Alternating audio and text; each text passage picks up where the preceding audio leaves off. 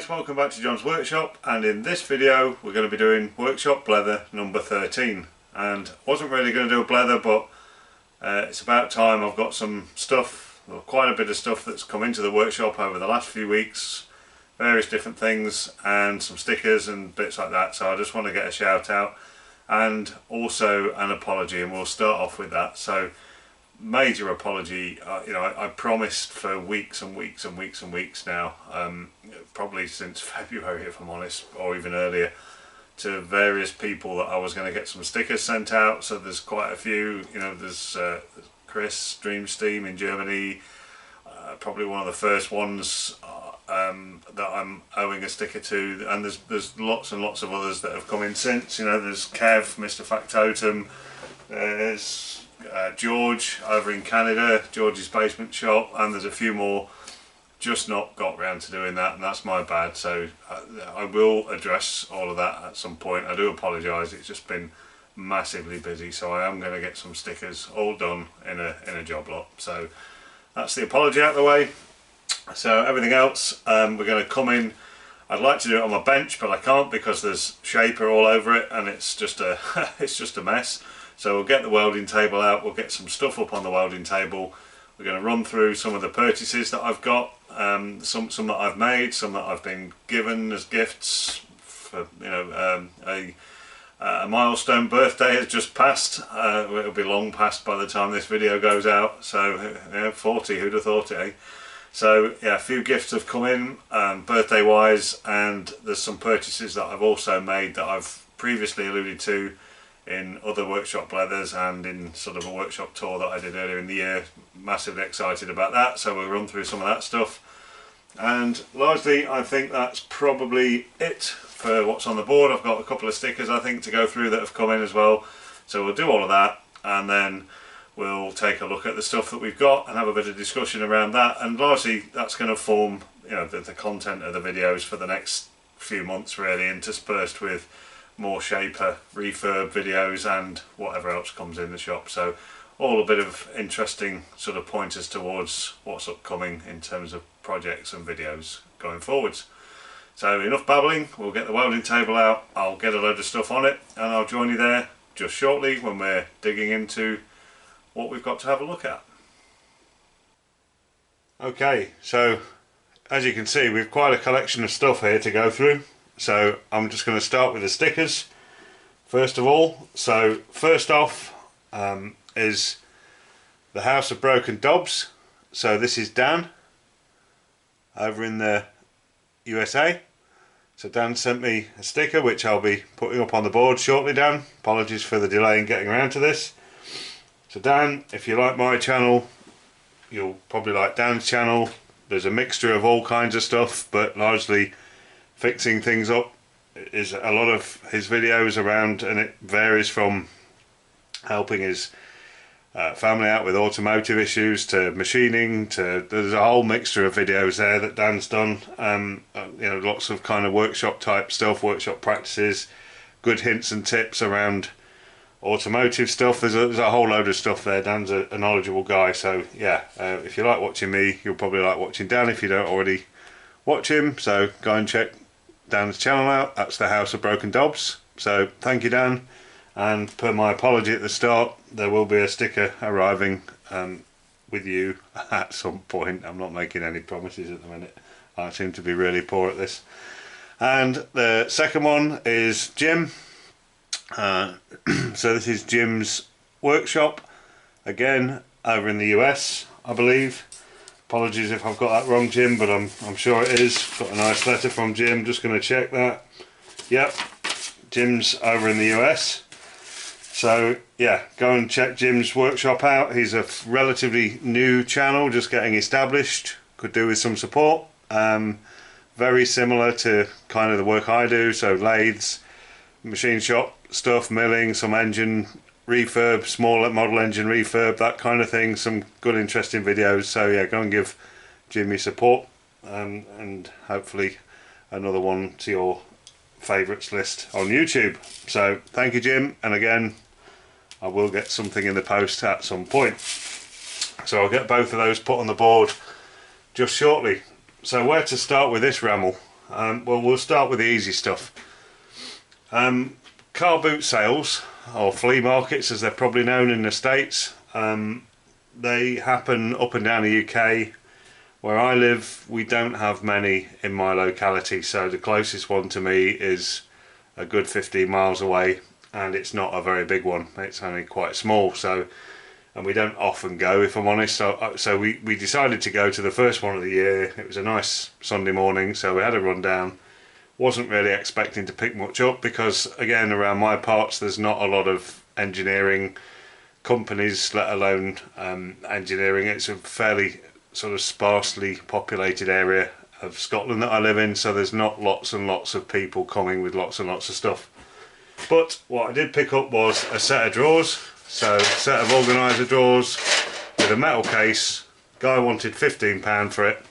I got him down to a tenner. It's got a full set of drawers in it. It looks like it's been used for electrical stuff, resistors and things like that, based on the markings up on it. So yeah, got another set of drawers for the workshop. Just need to find a bit of space to put those up on the wall somewhere, and I'm planning on using that for my taps and dies and things like that as an extension to my existing one that I've got up, to get some more organisation done. When I was at the same car boot sale, I picked this up, and more out of nostalgia than anything. So my great uncle used to have a couple of these, and I used to spend a lot of time with him in his little sort of, we'll call it a shed really, rather than a workshop, when I was a child. And these are Brains oil cans. I think they're highly sought after these days as a sort of, you know, mantelpiece filler. I don't want it as a mantelpiece filler, I want it as an oil can. So not really a lot you can do with these if they work or don't work, other than desolder them to get into the guts. So I have put some oil in it. I've not done anything in terms of cleanup. This is just as it came. Largely I did run a tiny bit of Scotch-Brite over the lid here just so that I could see the inscription on it. Don't plan to do any more than that with it. It is what it is. It's an old oil can. We've got some oil in it. It doesn't pump oil, so when I press the trigger it doesn't pump oil out the front, but what it does do is it dribbles oil when I press the trigger, and when I don't press the trigger it doesn't dribble oil. So very handy for assembly and things like that, where you just need a very small amount of oil in a controlled way to let it drip out. So that's probably what I'm going to use that for, unless we come up with something else. But yeah, the way it's put together with this kind of double sealed lid means that it doesn't spill. You know, if you tip this thing over, they just don't leak. Very well made bits of kit from probably the 1920s, 1930s, 1940s, maybe sometime around then. There's no actual date on it. So I thought that was nice, so we picked that up. I think, again, can't remember what the guy wanted, but I think I paid a £5 for it, something like that. So that was that. So that's the car boot sale stuff out of the way. I'm just going to run through some of this other stuff quick. So this is an absolute beast of a wire wheel that I've bought for the angle grinder. Yeah, made in China, but it looks like, yeah, it looks like a bit of an animal. It really is thick wire, thick wound wire. So that's what we're going to use for the shaper, to rip all of that old paint off it. I bought a couple of these and a couple of slightly different thinner wheels to get into the small crevices. So that's that out of the way. So moving on to the more exciting things. This is my International 30 taper spindle for my milling machine. Now this is brand new. Well, when I say brand new, it's never been used. It's never been put in a machine and run. That said, it's been kicking around in the back of a guy's workshop for quite some years, I believe. So as you can see, it's picked up a bit of corrosion that we need to deal with, and yeah, it's got swarf kind of stuck into the grease in the back bearing. Don't know how much swarf may have gone down the Morse taper slot and fallen into the back of the front bearing, so a bit of work to do to this, but this was unobtainable by any other means. I was really fortunate. I had a viewer and subscriber of the channel contacted me on one of my previous videos when I mentioned about wanting to make this modification to my mill, and he said, I've got one of these things sat at the back of my garage, we'll come to an arrangement and an agreement, it's yours. So that's what we did. So I never asked the guy's permission, but I think I'm good to use his first name, so I went round to see Fraser, who lives not too far from me. Very nice, interesting walk around his workshop. So he has got the same mill as me. It's much older, but he's converted it to become a CNC mill, and he's made a really good job of that. And yeah, really nice looking around his workshop. And Fraser, we came to an agreement on the spindle, and so I bought that, and then Fraser started throwing in all the extras. So as you can see, I've got a spare head for my milling machine, and as you can see from the lid of the head, which is upside down here, Fraser had run this for quite some time with the existing Morse Taper 3 spindle in that came with the machine, but this has been converted to belt drive, which gets rid of all the gears inside the head. The only disadvantage is there's no way of changing speed. You know, once you've put the belt on here and it needs a belt tensioner to give it some tension, once that's sealed into the top of the head, you've got one single speed that, yes, you can control through a VFD, but you're fairly limited in terms of speed ranges. So and that's, Fraser was saying, that was the Achilles heel of this conversion that he'd done. So yeah, don't really know what I'm going to do with this yet. It's a mod that I wanted to make. Not sure whether I'm going to copy this mod, use the bits and pieces out of this, change it slightly so I've got more speed options. Really don't know, but it's a mod that I want to make, and Fraser assured me that, you know, albeit it had its limitations on speed, it worked very well, and it gets rid of all that noise and clanking of gears, and it still had enough torque at the lower RPM to drive taps and things like that. So yeah, I'm thinking about that. What we do with this lump at this point, I've no idea. So, but I have got the head, so I'm going to hang on to that for now. No doubt I shall just use it as a tripping device on the workshop floor for quite some time until I figure out what we do with it. I've also got the Morse Taper 3 spindle, the whole unit, the same as this, but Morse Taper 3. And obviously when I change out my existing mill spindle, which is a Morse Taper 4, to put this International 30 spindle in, I will also have a Morse Taper 4 spindle unit. So yeah, awash with spindles now and a spare head. So all of that needs to be thought out, what we do with it. And then Fraser very kindly, just as I was leaving, started to fill a goodie bag up for me. So very nice of him. He's given me some lumps of Delrin like this. So I've got a few of these that I didn't have anything of that kind of material, so that was all very nice. And some billets of aluminium, unknown grade, but doesn't matter, for a home workshop, fantastic. So I've got a good few of these as well.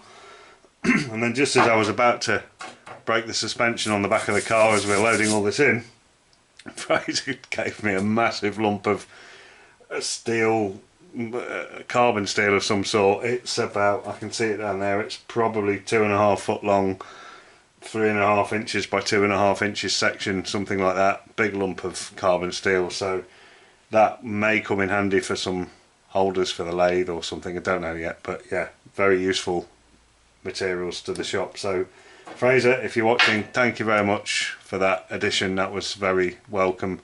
Don't have a lot of materials in the shop, as you know, so yeah, really welcome to get these additional bits and pieces, so thank you for that.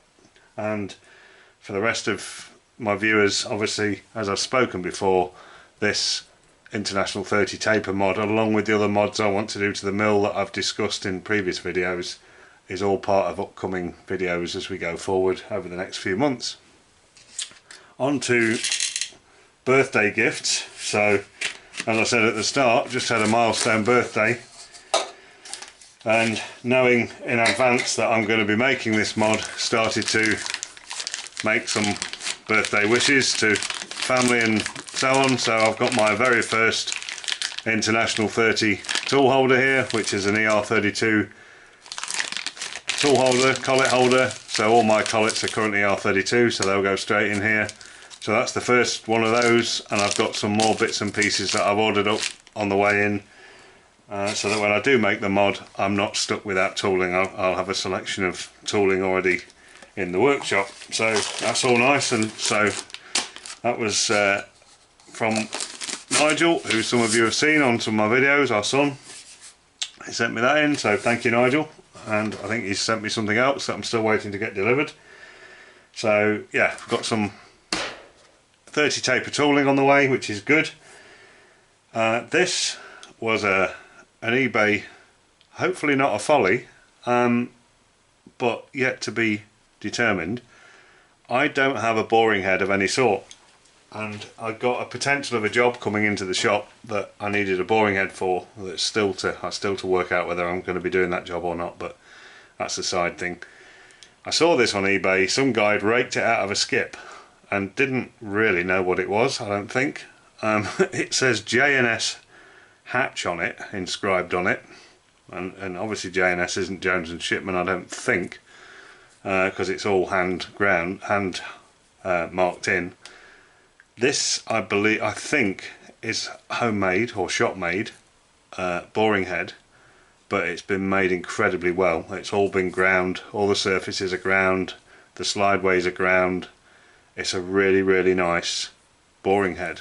It's got a 3/4 shank on it, which poses me a problem because I don't have an ER collet that will grip that, but I have ordered a 3/4 ER32 collet for that.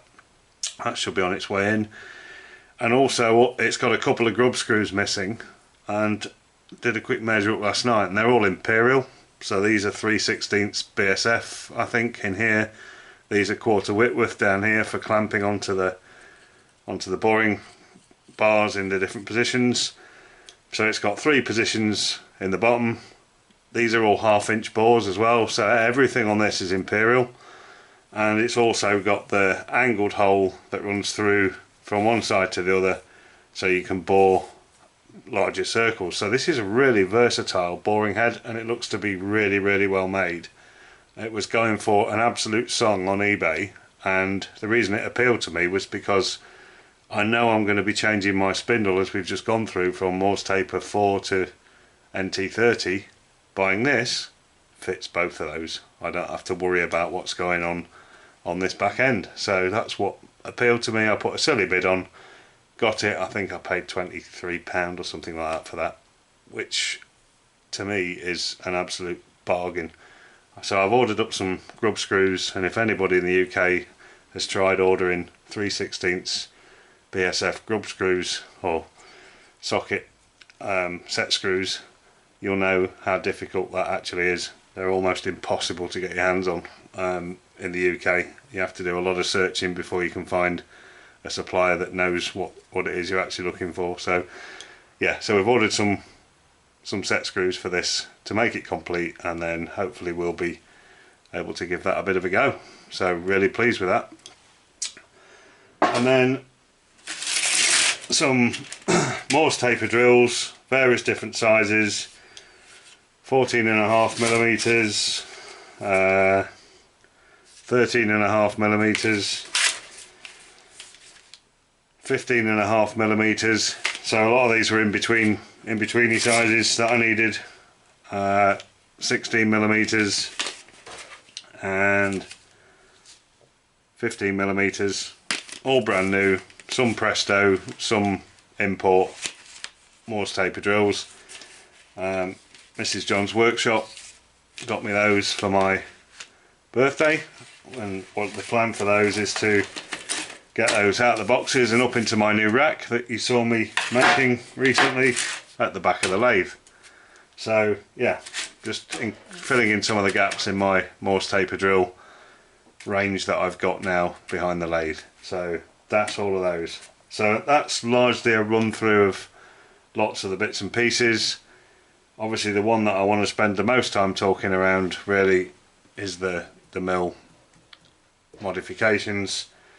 And as I said in a previous video, I want to be making lots of mods at once when I do the mill. So I want to be changing the spindle out for the International 30.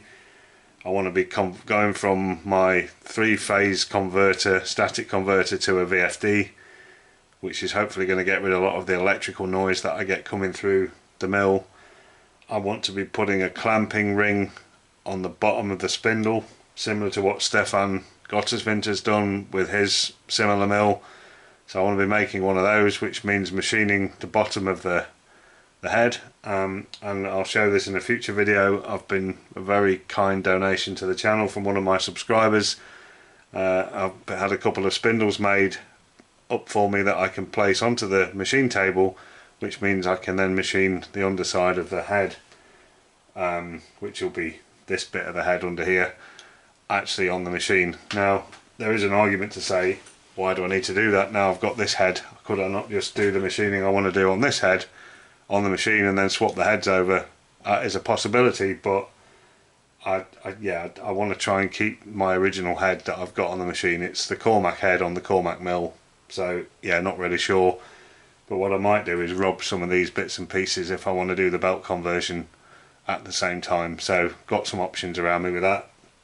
And then if anybody else out there in the future or now wants another one of these heads and a Morse Taper 4 or Morse Taper 3 spindle, I've got something that I can get, put on eBay or send to somebody else or whatever, or they can come and pick it up, probably preferable. So yeah, some options around that. So largely lots of goodies coming into the shop. There's more to come. I've also, in terms of the International 30 stuff, I've bought myself a couple of face mills and some inserts. I've got no decent face mills in the shop at the minute, and I've not bothered buying any because my current mill just won't play ball with them. But I'm hoping with the mods I'm going to make, the new spindle, the VFD conversion, and stiffening up the spindle by putting the locking ring on, that I should be able to run face mills properly. So I've ordered in some face mills from our good old friends at Banggood, so not really sure what quality, well, got a good idea what quality they'll be, but I might get lucky and they might be decent. So I've got a couple of face mills, a couple of back ends coming for the mill. So yeah, as I said, lots of goodies. So I'll just move away from all of this just now and probably just do a quick dust around the workshop, and then we'll probably draw this Blether to a close. So we're just having a quick dust around the workshop now. Just a couple more updates to show. So while I'm pointing at my lathe, the eagle-eyed amongst you will be able to see it, and I'm just going to zoom in. Another very kind subscriber donation, and I've now got my very own thread engagement dial on my Harrison M300. Now this isn't a Harrison M300 dial, but it's the right dial and the right pitch for my lead screw, and that all fits really nicely. So I've now got that added capability to the lathe, which I'm really pleased about. Not used it yet, not done any screw cutting yet in this workshop at all, so that's a future thing, but I'm sure that opportunity will present itself, and when it does, I've now got my thread gauge, dial gauge for the lathe, which is really good. So I'm just going to move around a couple more bits in the shop, and then we'll close this episode out. So why am I pointing at my new belt sander that I did a review on? Largely I thought I'd been clever and managed to incorporate my offhand grinder with my belt sander by putting the belt sander in the vertical position and standing the offhand grinder just on top of it on the rubber feet. It's just not quite big enough a platen to do that, unfortunately, which is a shame. And also these wheels are now at my head height, which is not a good thing. It's never a good thing to be head face right in front of a wheel, just in case something goes wrong. So despite me thinking I've been really smart and clever when I did that, on reflection there's too many reasons that's not a good idea. So what I do want to do, however, a couple of things. All I've got is the original, really thin, cheap and nasty tool rests on this grinder, and I want to do some work at some point over the next few weeks and months to beef those up and put some some decent tool rests on this grinder. and also, as I said, I need to do a bit of shuffling on the bench and work out a way that I can have all of this gear readily available in a very small space on this bench. So maybe a turntable like Kev at Mr. Factotum's done, or something very similar to that, or even a chain drive or something. Yeah, I don't know what yet, but I'm going to come up with something that means I can index these things round. And I also would like to get another one of these grinder units that's got some polishing mops, Scotch-Brite, wire wheels, that kind of thing. I don't have any of that capability in the shop at the minute, so yeah, I want to kind of, I'm going to give that, and it's not urgent, I can work around it with the space that I've got at the moment. And then more longer term, want to beef up some of these sort of platens, if you want to call them that, for the bench grinder at some point, and just beef all of that up a bit and make that a bit more usable and versatile. So could be some upcoming projects, but probably a way off yet, some of that stuff. But just thought I'd update you on that. And last but not least, you can see there, and those of you that watched this recent episode where I've made this dolly for the shaper, you can see the shaper sat in that now, all ready for me to wheel out of the shop and attack it with this animal. So that's definitely going to be upcoming in the next few weeks as I start to dig into the shaper and get rid of all the nasty horrible old paint, start cleaning it all up, not just the base and the main casting, but also all the smaller bits and pieces as well. So that's upcoming in the next few weeks, and it's going to be, it's going to be really nice to get cracked on with that. And I'm really pleased with the dolly. It works really well. And yeah, more projects upcoming in the future is I want to do something with the mill very similar to this, but I want to replace this cheap and nasty tinny bell of a stand that rings like mad every time you get any vibration with something much more robust in terms of, I don't know, 100 by 100 box section filled with sand. I don't want to use concrete because it shrinks and ends up rattling around in the tubes, so sand packed with sand with oil in with it, so that it becomes really viscous and thick, to dampen any vibrations down. And also incorporate into that some drawers, some storage in the stand, and also casters and jacking feet like I've done on the shaper. So that's going to be quite a challenging build to get everything that I want to do in it. So that's upcoming.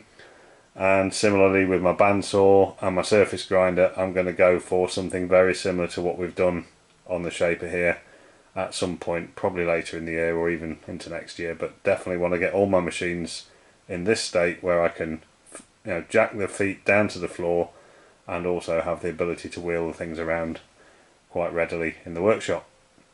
So with all that being said, I'm just going to spin back to the board and we'll close this episode out.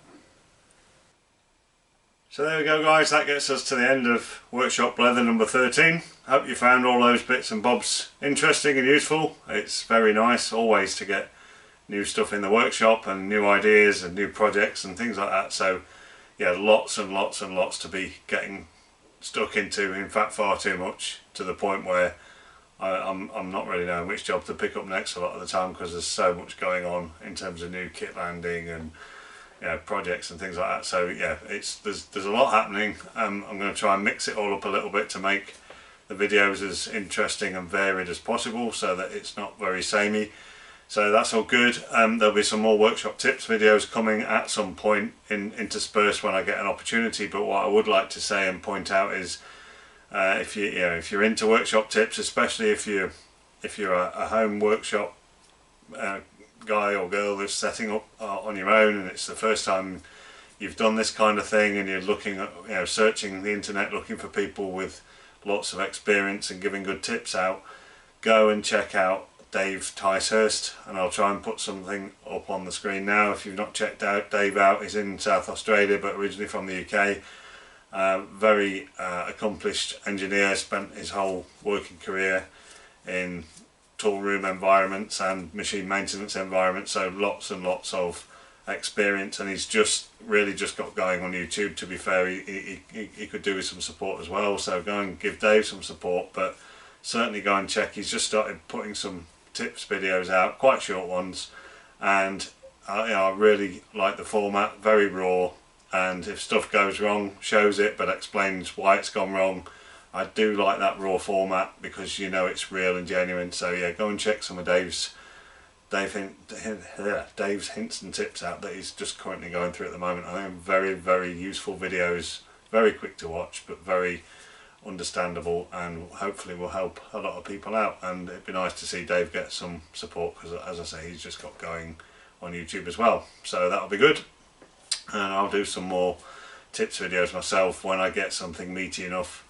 I think the next one will probably be around push off on a lathe, which is something that, following my balance cuts hints and tips video that went very well, there was lots of questions. I mentioned push off quite a lot during that, and there were lots of questions around what is push off for people who don't understand it. So we'll do a tips video around push off and around both machine push off and also component deflection, which are two completely separate things. So I'll probably try and break some of that down and give some pointers towards things that you can do to help with both of those. So that'll be upcoming probably in the next few weeks as well. So lots and lots of waffling, but that's why it's called a blether. That's what we do, we blether. Hope you've enjoyed that. Hope you've sort of whetted your appetite for some of the stuff that's upcoming in the next few weeks and months. And we will catch you all very soon on another video when we will be making something else.